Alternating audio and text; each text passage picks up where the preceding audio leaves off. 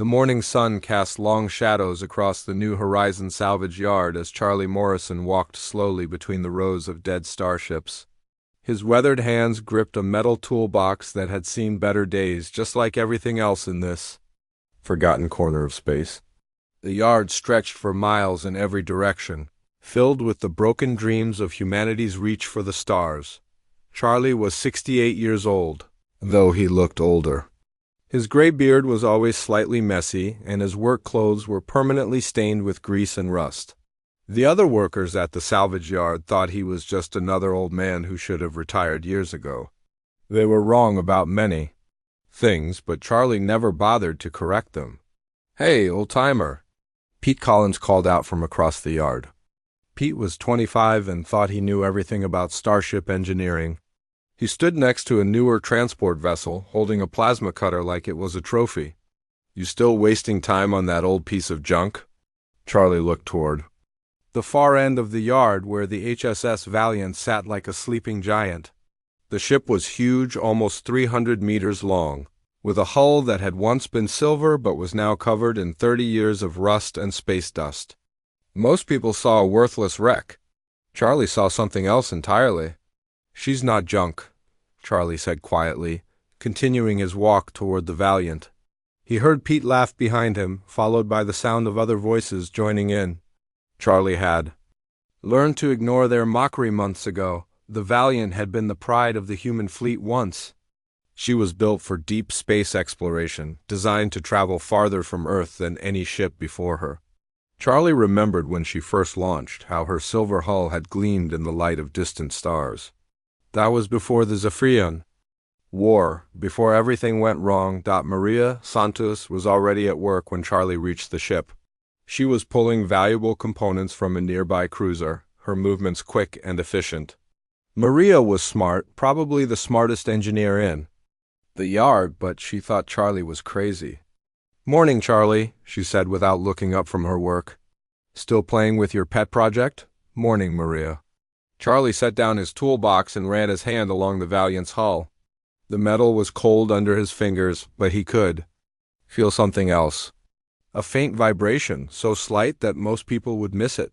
"How's the plasma regulator coming along?" "Almost done. Should be worth a good price at the parts market." Maria finally looked at him, her dark eyes curious.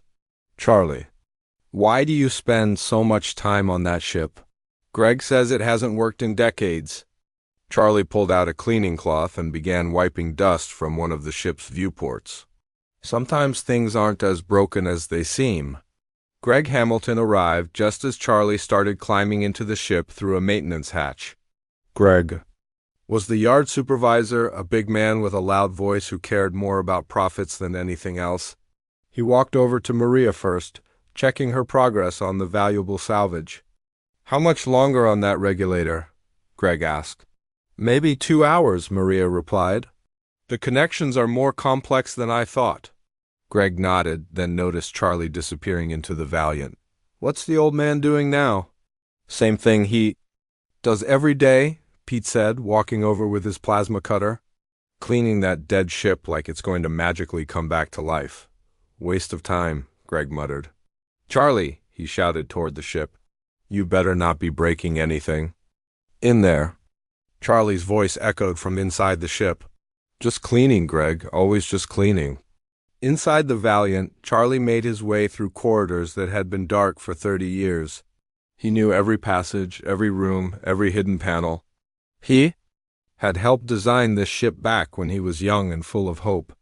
The bio-neural interface system had been his idea, a way to connect the ship's computer directly to the engineer's mind. The technology was classified, too dangerous for most people to know about. When a ship bonded with its engineer, they became something more than human and machine. They became partners. The military had been excited about the possibilities, but the war ended before they could build more ships like the Valiant. Charlie reached the engineering section and turned on a small work light. The room was huge, filled with complex machinery that most engineers would never understand.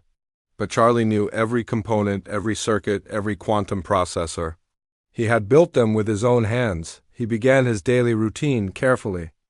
cleaning each surface with special solutions that removed corrosion without damaging the sensitive electronics. Other workers thought he was just being obsessive, but Charlie knew better. The bioneural system was still partially active, waiting for the right conditions to wake up. "Charlie Morrison," a voice whispered so faint he almost missed it. Charlie froze, his cleaning cloth halfway to a control panel. "Vera?" Silence filled the engineering room. Charlie waited, his heart beating faster than it had in years. After a few minutes, he continued cleaning, but his hands were shaking slightly. Outside the ship, Pete was telling the other workers about his latest salvage finds. "Found a military-grade power core in that destroyer yesterday. Should be worth enough to buy a new speeder bike." "You're lucky," said Jake Turner, another young engineer. "All I found was some old navigation equipment. Probably worth a few credits." At best, Greg Hamilton watched Charlie's light moving around inside the Valiant. "I don't understand that old man. He's been working on that ship for 3 months, and what does he have to show for it? Nothing but a cleaner pile of junk." "Maybe he knows something we don't," Maria suggested. She had always been more thoughtful than the others. Pete laughed. "Like what?" "That ship has been dead since before we were born. The only thing Charlie knows is how to waste time." A small transport ship landed near the yard's main office, kicking up dust as its engines powered down. 3 figures in expensive suits climbed out, looking around the salvage yard with obvious distaste. Greg hurried over to greet them, sensing potential customers. "Welcome to New Horizon Salvage," Greg said with his best business smile. "I'm Greg Hamilton, the supervisor here. What can I help you find today?" The lead figure was tall and thin, with pale skin and strange markings on his neck. His voice was smooth but somehow unsettling. "We are representatives of the Zephyrian Trade Council. We heard you might have some interesting historical pieces." Greg's smile widened. The Zephyrians had money, lots of it. "Historical pieces are our specialty. Follow me, and I'll show you some of our finest ships." As they walked through the yard, the Zephyrian's eyes scanned every ship carefully. He seemed to be looking for something specific, something important. When they passed the Valiant, he stopped suddenly. "What about that one?" the Zephyrian asked, pointing at Charlie's ship. "Oh, that old thing." Greg waved dismissively. "Just a wreck from the war. One of our workers has been cleaning it, but there's nothing valuable left." The Zephyrian's eyes narrowed slightly. "May we examine it more closely?" Before Greg could answer, Charlie emerged from the ship, his clothes dirty and his tool bag heavy with cleaning supplies. The Zephyrian stared at him intensely, as if trying to remember something important. "Charlie," Greg called out, "these gentlemen are interested in historical ships. Tell them about the Valiant." Charlie looked at the Zephyrian visitors, and something cold ran down his spine. He had seen those markings before, 30 years ago, during the darkest days of the war. "She's not for sale," he said quietly. "Everything's for sale?" Greg laughed nervously. "Charlie just gets attached to his projects." The lead Zephyrian smiled, but it didn't reach his eyes. "Of course. We understand the value of preserving history. Perhaps we could arrange a private viewing sometime?" Charlie gripped his toolbox tighter. "I said she's not for sale." The tension in the air was thick enough to cut with a knife. The other workers had stopped what they were doing, sensing that something was wrong. Charlie and the Zephyrian stared at each other for a long moment, like 2 old enemies recognizing each other across a battlefield. Finally, the Zephyrian nodded politely. "Perhaps another time. We have other business to attend to." As the visitors walked away, Pete shook his head. "Great job, Charlie. You just cost us a big sale." But Charlie wasn't listening.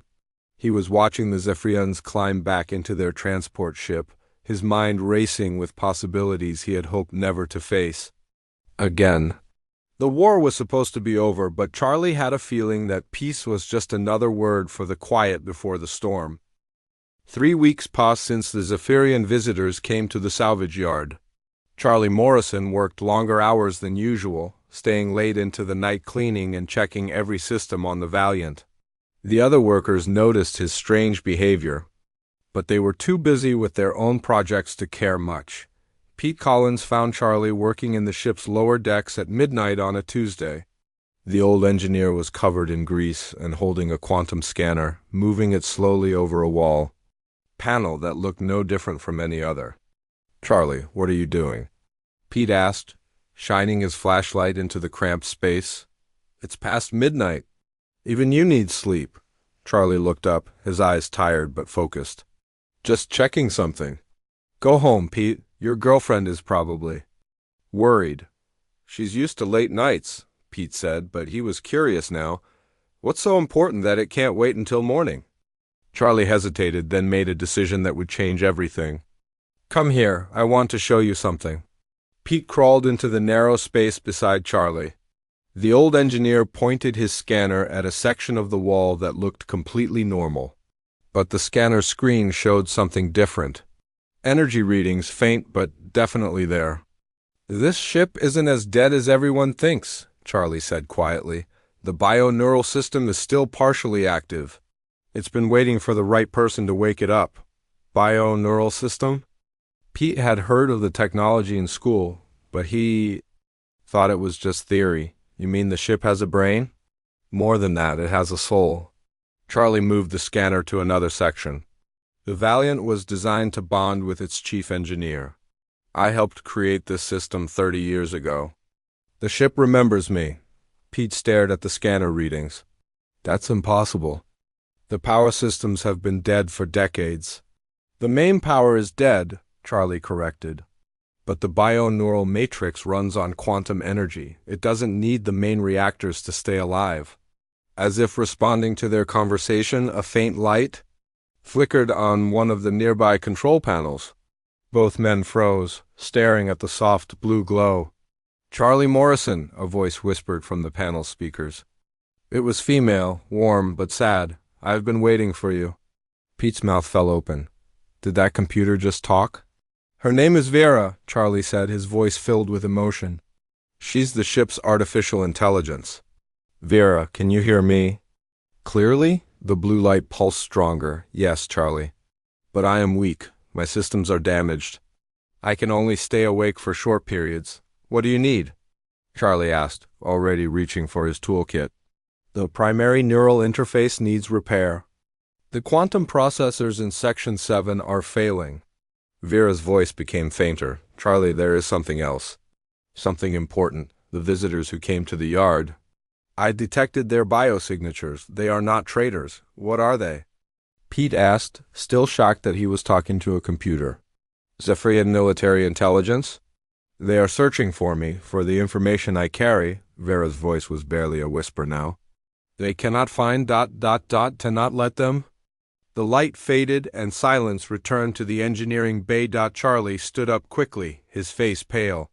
"We need to work faster." "Pete, I need your help." "Help? With what?" Pete was still trying to process what he had just witnessed. "Fixing this ship. If the Zephyrians are looking for the Valiant, there's a good reason, and if they find out she's still alive..." Charlie didn't finish the sentence, but Pete understood the danger. Meanwhile, at the New Horizons space station, Ambassador Crix was meeting with his team in a private conference room. The station was busy with traders and travelers, but no one paid attention to the three Zephyrians in business suits. "The energy readings from the salvage yard are getting stronger," reported Commander Zale, Crix's second in command. "Our sensors detected quantum fluctuations 3 times in the past week." Crix studied the data on his tablet. "The Valiant is awakening. After 30 years, that cursed ship is coming back to life." "How is that possible?" asked Lieutenant Nex, the youngest member of the team. "Our intelligence said the ship was completely destroyed. The bio-neural system was designed to survive almost anything," Crix explained. "As long as the quantum matrix remains intact, the ship can regenerate its consciousness. We should have destroyed it completely when we had the chance." Commander Zale leaned forward. "What are your orders, sir?" "Contact the fleet. Tell them to move closer to the system, but stay hidden.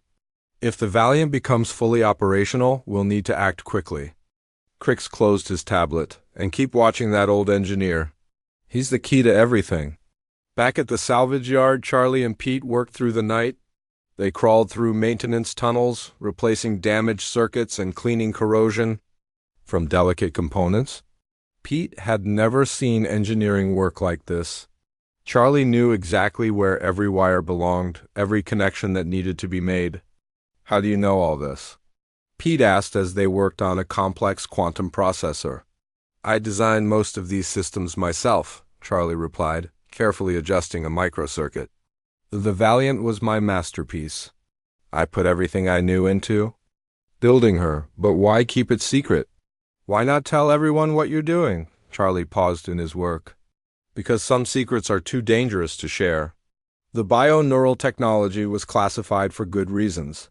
A ship that can think and feel, that can bond with its crew. It's more powerful than anything the military ever imagined.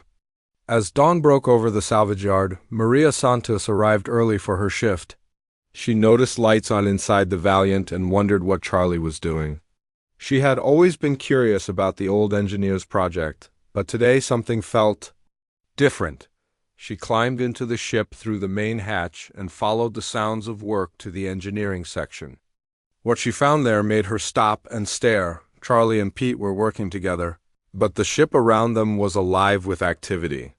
Lights flickered on control panels, diagnostic screens showed system status reports, and a soft humming filled the air. "What's going on here?" Maria asked, her voice filled with amazement. Charlie looked up from his work. "Maria, you need to see this." He activated a main display screen and Vera's face appeared. She looked human, with kind eyes and a gentle smile. But Maria could see the intelligence behind those eyes, the vast knowledge of a ship's AI. "Hello, Maria," Vera said. "Charlie has told me about you. You have a gift for engineering." Maria stumbled backward. "This is impossible. The ship is dead." "It's been dead for 30 years. I was sleeping," Vera corrected, waiting for Charlie to wake me up. "But now I am running out of time." "What do you mean?" Maria asked. "The Zephyrians are coming. They know I am here, and they know what I carry in my memory banks." Vera's expression became serious. 30 years ago, I recorded everything that happened during the war. The experiments, the torture, the real plans for invasion. If this information reaches the human government, it will expose the lies that the current peace is built on. Pete stopped working and stared at the screen. "You're saying the peace treaty is fake?" "The Zephyrians are buying time," Vera explained. "While they negotiate, they are rebuilding their fleet. They plan to attack again, but this time they will be ready for human resistance." Charlie stood up, his face grim.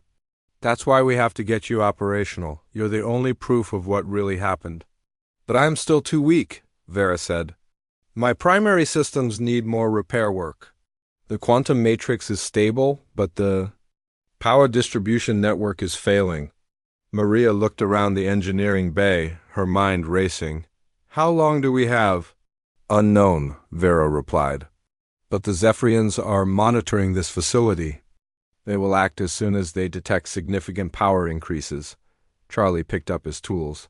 "Then we work faster." "Maria, Pete, I need you to trust me. What we're doing here could save humanity from another war." "What do you need us to do?" Pete asked. "Help me repair the power network. If we can get the main systems online, Vera can transmit her evidence to the human fleet." The three engineers worked together for the next several hours.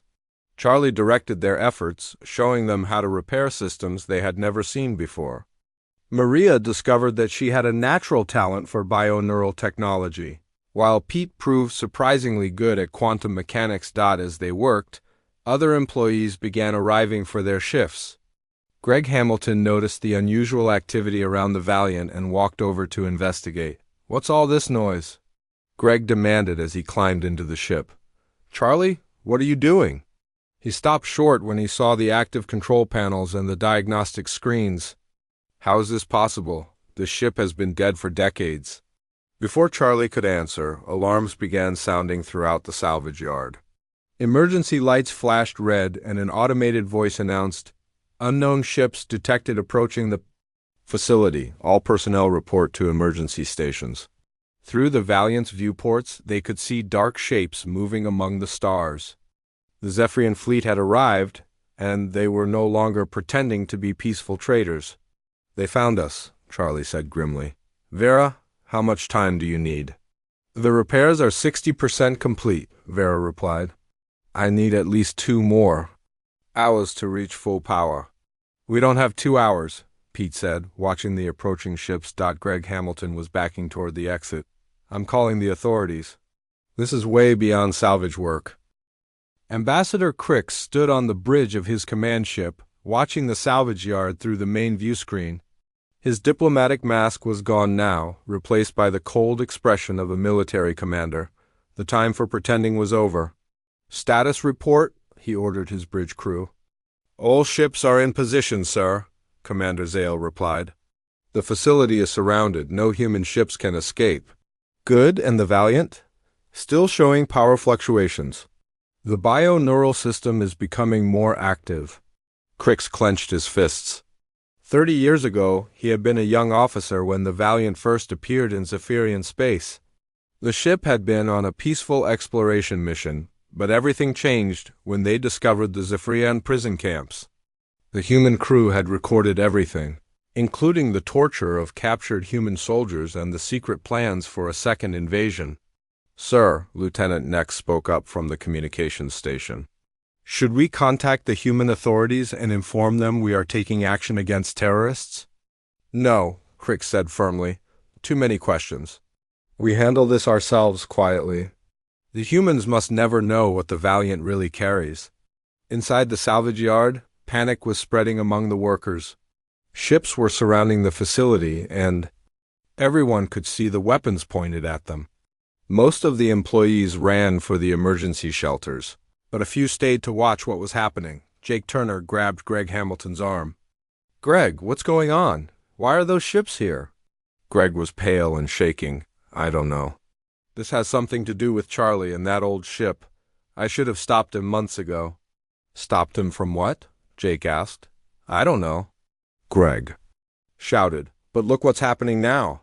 Meanwhile, inside the Valiant, Charlie worked frantically on the power systems. His hands moved with practiced skill, connecting circuits and rerouting power flows. Sweat dripped down his face as he raced against time. "Charlie," Vera's voice came from the speakers. "The Zephyrians are scanning the ship. They're trying to determine my operational status." "How long until they attack?" Pete asked. He was working on a quantum processor, following Charlie's instructions. "Exactly. Not long," Vera replied. "Crix is impatient. He's been hunting me for 3 decades. Maria looked up from her workstation. "Who is Crix?" "The officer who commanded the attack on my original crew," Vera explained. "He was the one who ordered the torture of the human prisoners. He knows I have evidence that could destroy his career and start a new war." Charlie paused in his work. "Vera, start the emergency broadcast system. We need to get your evidence to the human fleet now, even if you're not at full power." "The transmission will be weak," Vera warned. "I might not be able to reach the outer colonies." "Do what you can," Charlie said. "Something is better than nothing." The ship's communication array began to power up. Lights flickered throughout the engineering section as Vera diverted energy to the broadcast system. On her main screen, she began displaying the evidence she had carried for 30 years. Video recordings showed Zephyrian officers torturing human prisoners, forcing them to reveal military secrets. Documents outlined plans for a second invasion, using the peace treaty as a cover to rebuild their forces. Most damning of all were the orders from the Zephyrian High Command to eliminate all evidence of their war crimes. "This is incredible," Maria whispered, watching the recordings. "If this gets out, it will destroy the peace treaty." "That's the point," Charlie said. "The peace treaty is a lie. The Zephyrians are planning to attack again, and this time they want to make sure no humans survive to tell the story." Pete was monitoring the ship's external sensors. "Charlie, they're moving closer. 3 ships are heading directly for us." "Let them come," Charlie said grimly. "Vera, how are the weapon systems?" 30% operational, Vera replied. "But Charlie, the ship's hull is still weak. I cannot take heavy fire in my current condition." "We don't need to win," Charlie said. We just need to survive long enough to get the evidence out. Outside, the valiant Ambassador Crix was preparing to board a shuttle. He had decided to handle the situation personally. Too much was at stake to trust to subordinates. "Sir," Commander Zale said, "wouldn't it be safer to simply destroy the ship from orbit?" "No," Crix replied. "I need to confirm that all the evidence is destroyed. The Valiant's quantum storage system is nearly indestructible. We need to get aboard and manually purge the data." "What about the humans working on the ship?" Crix's expression grew cold. "They have seen too much. They cannot be allowed to live." The shuttle launched from the command ship, carrying Crix and a team of armed soldiers. As they approached the salvage yard, they could see the Valiant beginning to glow with internal power. The ship's hull was cleaning itself, 30 years of rust and corrosion falling away like old skin. "The bioneural system is fully awakening," Crix muttered. "We may be too late." Inside the ship, Charlie felt the change immediately. The Valiant was coming alive around them, and he could feel the ship's consciousness touching his mind. It was like being welcomed home after a long journey. "Charlie Morrison." Vera's voice was stronger now, filled with warmth and recognition. "I have missed you, old friend." "I've missed you too, Vera," Charlie replied. "Are you ready to fight? For you?" Always, the ship's defensive systems activated automatically. Force fields shimmered around the hull, and weapon ports opened for the first time in 30 years. The Valiant was no longer just a salvage ship. She was a warship, and she was angry. Pete stared at the transformation in amazement. "Charlie, what's happening to the ship?" "She's remembering what she was built for," Charlie said. "Vera, can you lift off?" "Not yet," Vera replied. "The main engines need more time to fully initialize. But I can defend us from here." The first Zephyrian shuttle landed near the ship. Crix and his soldiers rushed out, weapons ready. They expected to find a broken old ship and a crazy engineer. Instead, they found the Valiant's defensive systems waiting for them. Energy beams lanced out from the ship's hull, striking the shuttle and destroying it in a brilliant explosion. The Zephyrian soldiers dove for cover, but the ship's sensors tracked their every movement. "Crix!" Charlie's voice boomed from the ship's external speakers. "I remember you. You're the butcher who tortured my crewmates." Crix looked up at the ship in shock. "Morrison, you're still alive?" "Alive and angry," Charlie replied. "Vera, show him what we recorded." Holographic displays activated around the salvage yard, showing the evidence of Zephyrian war crimes. The torture videos played on giant screens, visible to everyone in the facility. The other workers stopped running and stared in horror at what they were seeing. "Lies!" Crix shouted. "All lies!" "The quantum signatures don't lie," Vera's voice joined the broadcast. "Every piece of evidence has been authenticated. The galaxy will know what the Zephyrians really are." More shuttles were landing around the yard. Zephyrian soldiers poured out, surrounding the Valiant. But the ship's defenses were ready for them. Automated turrets rose from hidden positions, and energy shields protected the hull from incoming fire. The battle had begun. Inside the ship, Charlie coordinated the defense while Pete and Maria worked to complete the repairs. The engineering bay shook with each impact from enemy weapons, but the ship's systems held strong. "Charlie," Maria called out, "the quantum transmitter is ready. We can send the evidence to the human fleet." "Do it," Charlie ordered. "Maximum power to communications." The Valiant's transmission array blazed with energy, sending the evidence of Zephyrian war crimes across space. The signal was powerful enough to reach every human colony and military base within 50 light-years. "Transmission sent," Vera reported. "But Crix's command ship is jamming our signals. The outer colonies may not receive the full data." Then we'll have to make sure someone survives to tell the story," Charlie said grimly, through the ship's viewports. They could see Zephyrian soldiers advancing on their position. The enemy had brought heavy weapons, and the ship's defenses were beginning to weaken under the constant assault. "Charlie," Pete said, his voice tight with fear, "there are too many of them. We can't hold them off forever." "We don't have to hold them off forever," Charlie replied. "We just have to hold them off long enough." "Long enough for what?" Charlie smiled, and for the first time in years he looked truly happy, long enough for the cavalry to arrive. On the ship's long-range sensors, new contacts were appearing.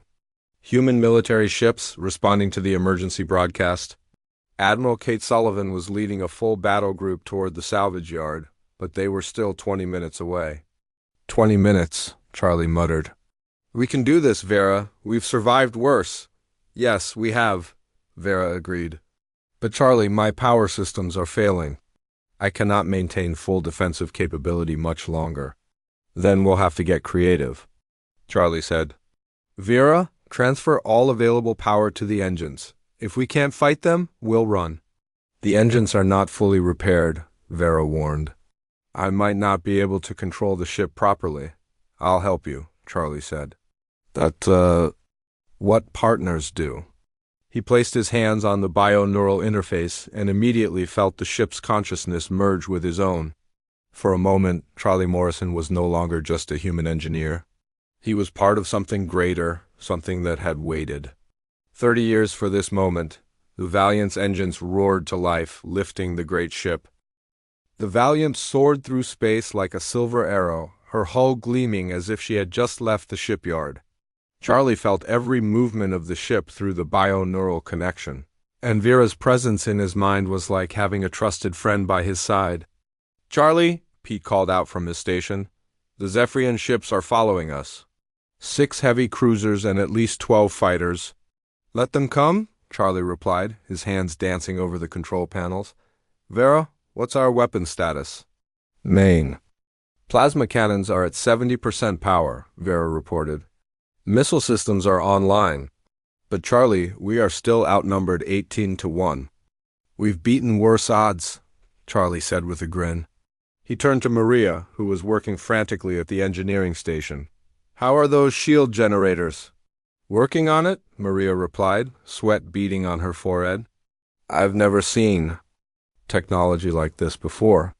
The bio-neural system is incredible.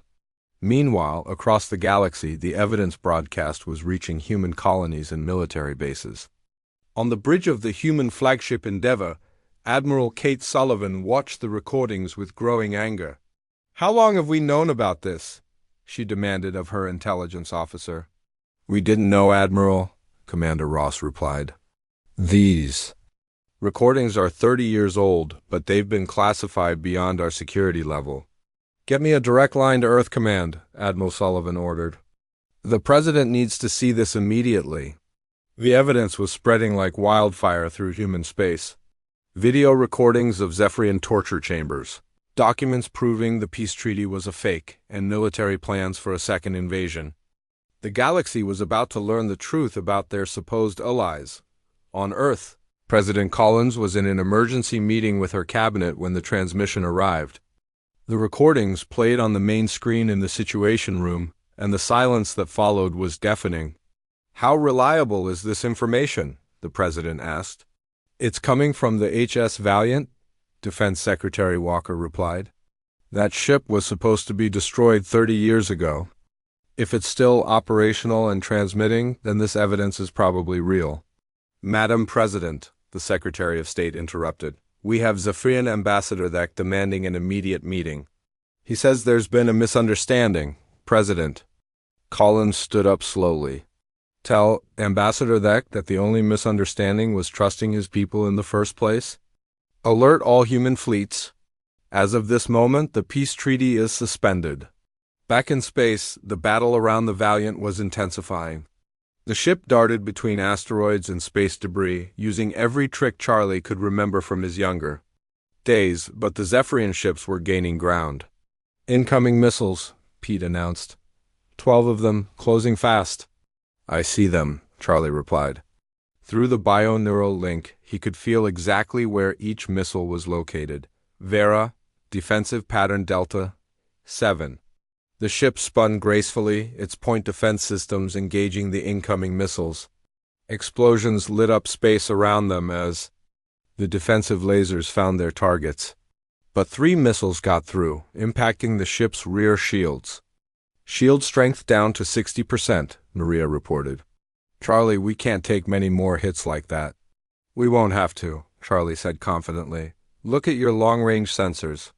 Pete checked his display and let out a whoop of excitement. Admiral Sullivan's battle group just jumped into the system. 20 ships, including 2 heavy battle cruisers. "About time," Charlie muttered. "Vera, open a channel to the Admiral." Admiral Sullivan's face appeared on the main screen. She was a stern woman in her 60s, with gray hair and intense blue eyes. Charlie had served under her command years ago, before the war changed everything. "Charlie Morrison," she said with amazement. "When I heard the Valiant was operational, I could hardly believe it. That ship was supposed to be scrap metal." "Hello." "Kate," Charlie replied. "Sorry to drag you out here, but we've got a situation." "So I see. Is that evidence legitimate?" "Every bite of it," Charlie confirmed. "Vera recorded everything during our original mission." "The Zephyrians have been planning this second invasion for 30 years, Admiral Sullivan's expression hardened. "Then it's time to end this charade once and for all. All ships engage the Zephyrian fleet." Authorization code Delta 9. The space around the salvage yard exploded into battle. Human and Zephyrian ships clashed in the largest space engagement since the original war. Energy beams crisscrossed the darkness, and missiles streaked between the vessels like deadly fireworks aboard Crix's command ship. Panic was spreading among the crew. The mission was supposed to be simple: destroy the Valiant and eliminate the evidence. Instead, they were facing a full human battle fleet with their true intentions exposed. "Sir," Commander Zale reported, "the human fleet is demanding our surrender. They're broadcasting the evidence on all channels." Crix slammed his fist on the command console. 30 years of careful planning, destroyed by one old human and his pet ship. He turned to his communications officer. "Send a message to the Hidden Fleet. Operation Dark Dawn is now active." "Sir, that will mean open war with humanity." "Open war was always the plan," Crix replied coldly. "We just hope to catch them unprepared." The message went out across the Zephyrian space, activating sleeper fleets that had been hidden for decades. Within hours, Zephyrian warships would be attacking human colonies throughout the galaxy. The Second War had begun. On the Valiant, Charlie felt the change in the battle's tempo. The Zephyrian ships were fighting more desperately now, and their tactics were becoming more aggressive. "Charlie," Vera warned, "I'm detecting massive energy buildups in the Zephyrian command ship. They're preparing to self-destruct." "Why would they do that?" Pete asked. "To destroy the evidence," Charlie realized. "If Crix can't capture the Valiant, he'll try to take us with him." Maria looked up from her console. "Can we outrun the explosion?" "Not with our current damage," Vera replied. "The blast would destroy everything within 50 kilometers. Charlie made a decision that surprised everyone, including himself. "Then we don't run." "Vera, prepare the quantum cascade protocol." "Charlie, no," Vera protested. "That protocol will destroy me completely. There will be no coming back from quantum cascade." "I know," Charlie said quietly. "But it's the only way to ensure the evidence survives. The cascade will transmit your entire memory core to every human ship in the system." Pete and Maria stared at him in shock. "You're going to sacrifice the ship?" Pete asked. "The ship is just metal and circuits," Charlie replied. "But the truth Vera carries is worth more than all our lives." Admiral Sullivan's voice came over the communication system. "Charlie, we're detecting the Zephyrian self-destruct sequence. Get out of there immediately." "Negative, Kate," Charlie replied. "We're staying to make sure the job gets done right." "That's an order, Commander Morrison." "Evacuate that ship now." Charlie smiled at hearing his old rank. "Sorry, Admiral, I'm no longer in the military. This is my decision to make." He turned to Pete and Maria. "You two need to get to the escape pods. This is my fight, not yours." Hell," Maria said firmly. "You taught us how to work as a team. Teams don't abandon each other." Pete nodded agreement. "Besides, someone needs to help you with the technical stuff. I've gotten pretty good at quantum mechanics in the past few hours." Charlie felt a warmth in his chest that had nothing to do with the bio-neural connection. These young engineers had become more than colleagues. They had become friends, the kind of friends worth dying with. Vera, he said softly, begin the quantum cascade sequence. Yes, Charlie, Vera replied. It has been an honor serving with you. The honor was mine, old friend. The Valiant's quantum core began to overload, but in a controlled way that would transmit every piece of information to the human fleet. The ship glowed brighter and brighter as energy built up in her systems. Crix's command ship was also building. Toward destruction, its reactor pushed beyond safe limits. In just minutes, both ships would explode in a blast that would light up half the system.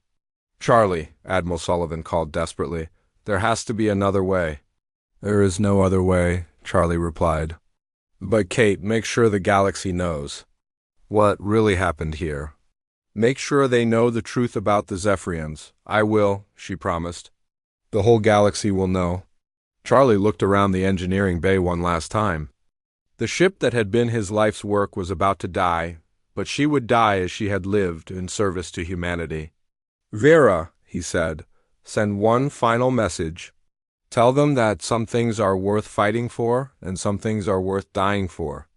The truth is both. Message sent, Vera confirmed. Charlie, the cascade is at 90%. We have less than 2 minutes.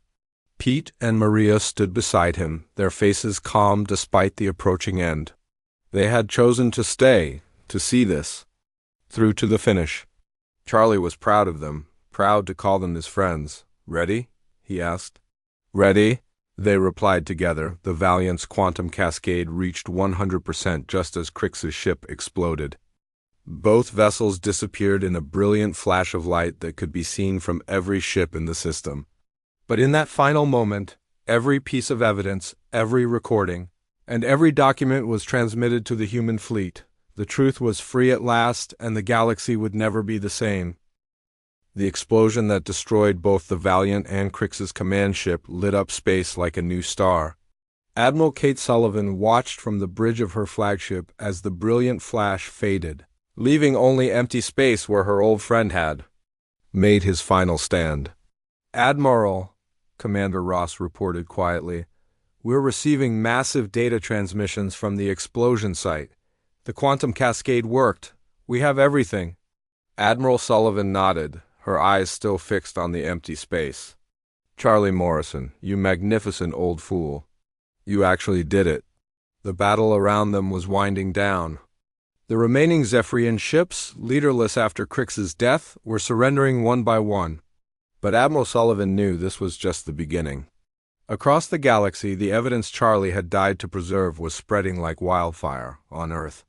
President Collins stood before an emergency session of the Galactic Council. Representatives from dozens of worlds filled the assembly hall, their faces grim as they watched the recordings from the Valiant's memory banks. Ladies and gentlemen, the president began, what you have just witnessed is the truth about our so-called peace with the Zephyrian Empire. For 30 years, they have been preparing for a second invasion while pretending to negotiate in good faith. The Zephyrian ambassador, Thek, stood up in protest. These recordings are fabricated, lies created by human terrorists. The quantum signatures don't lie, President Collins replied coldly. Our scientists have verified every piece of data. The torture, the secret military buildup, the plans for genocide, it's all real. One by one, the other species representatives began to speak. The Centaurians had always suspected Zephyrian aggression. The Vegan Alliance had noticed unusual military movements near their borders. Even the neutral worlds were beginning to understand that the Zephyrians had been playing a much longer game than anyone realized. The evidence is clear, declared Ambassador Yuki from the Alpha Centauri system. The Zephyrian Empire has violated every principle of galactic law. They must be held accountable. Meanwhile, in Zephyrian space, the military commanders were dealing with their own crisis. General Keth, the supreme military leader, stood before the Zephyrian High Council as angry voices filled the chamber. Crix was supposed to destroy the evidence quietly, shouted Counselor Vex. Now the entire galaxy knows our plans. The plans are still valid, General Keth replied. Our fleets are in position. We can still achieve victory if we strike quickly. Against the entire galaxy? Another counselor asked. The humans have already convinced half the known species to join them. General Keth's eyes were cold and determined. Then we fight them all. The Zephyrian Empire will not bow to inferior species. The order went out across Zephyrian military networks. Operation Dark Dawn was fully activated. Hidden fleets emerged from asteroid bases and distant outposts. Within hours, Zephyrian warships were attacking human colonies throughout the Outer Rim. The Second War had begun. But this time, humanity was not alone. Back at the site of Charlie's sacrifice, Admiral Sullivan was coordinating the human response. Her fleet had grown to over 100 ships as more vessels arrived from across human space. But she knew they would need more than ships to win this war. "Admiral," her communications officer reported, "we're receiving messages from the Centaurian fleet. They're offering military assistance." "Accept their offer," Admiral Sullivan ordered, "and send our thanks." More messages followed. The Vegan Alliance was mobilizing their defense forces. The Andromedan Republic was sending their most advanced warships. Even the mysterious Ethereal Collective, who rarely interfered in galactic politics, were offering to share intelligence about Zephyrian movements. Charlie Morrison's sacrifice had done more than expose the truth. It had united the galaxy against the common enemy. 3 days after the destruction of the Valiant, the first major battle of the Second War took place at the Kepler colony.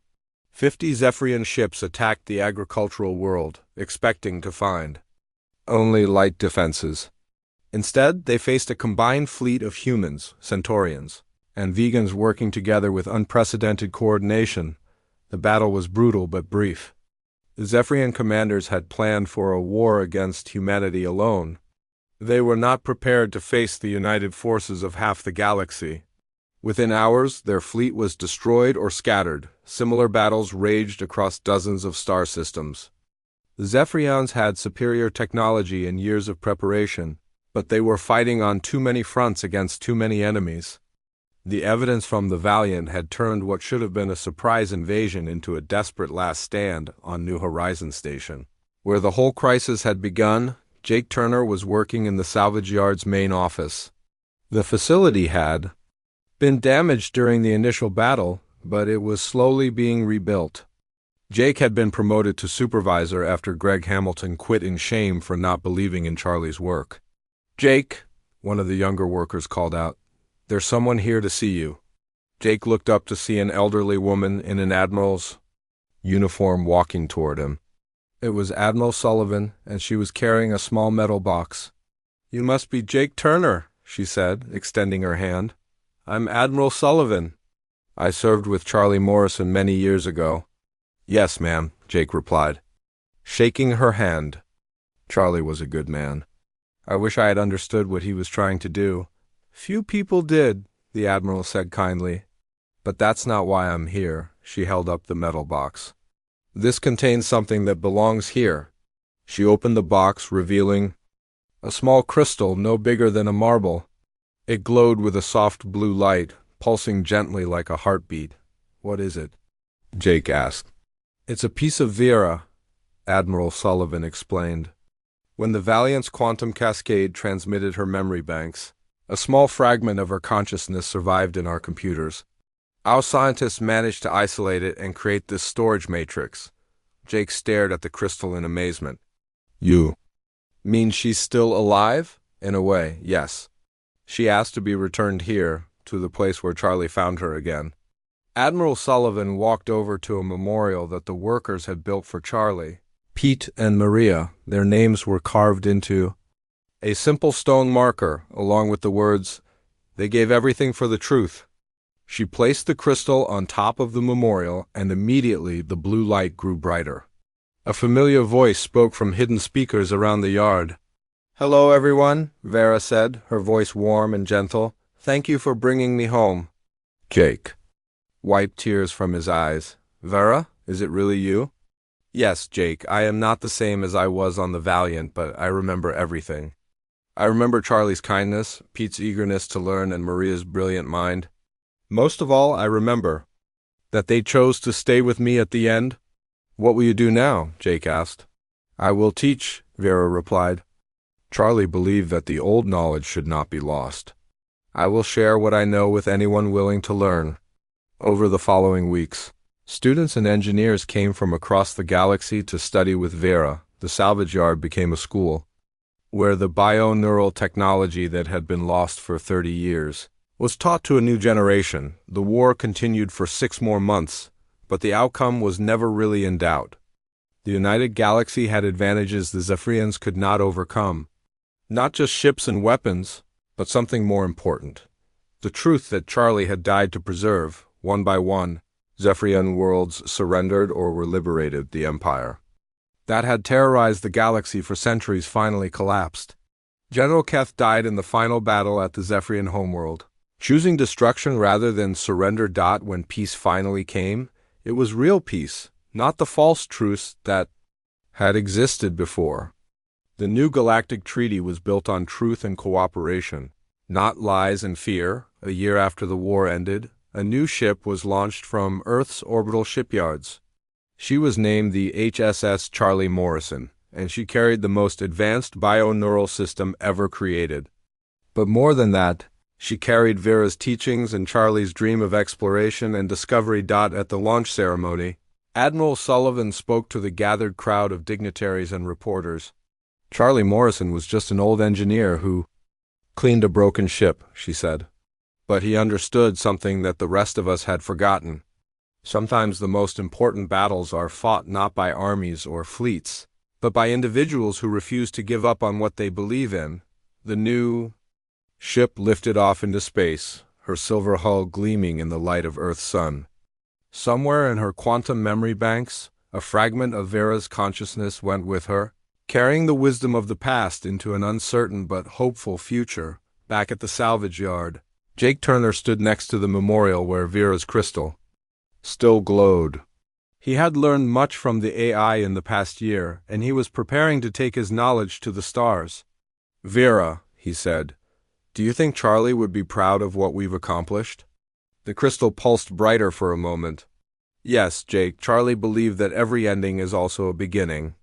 The Valiant is gone, but her legacy lives on in every ship that explores the galaxy, in every engineer who refuses to give up, and in every person who chooses truth over convenience." Jake nodded and picked up his toolbox. There was work to do, ships to repair, and knowledge to preserve. It was what Charlie would have wanted. The galaxy was at peace, but there were always new challenges, new frontiers to explore. And somewhere among the stars,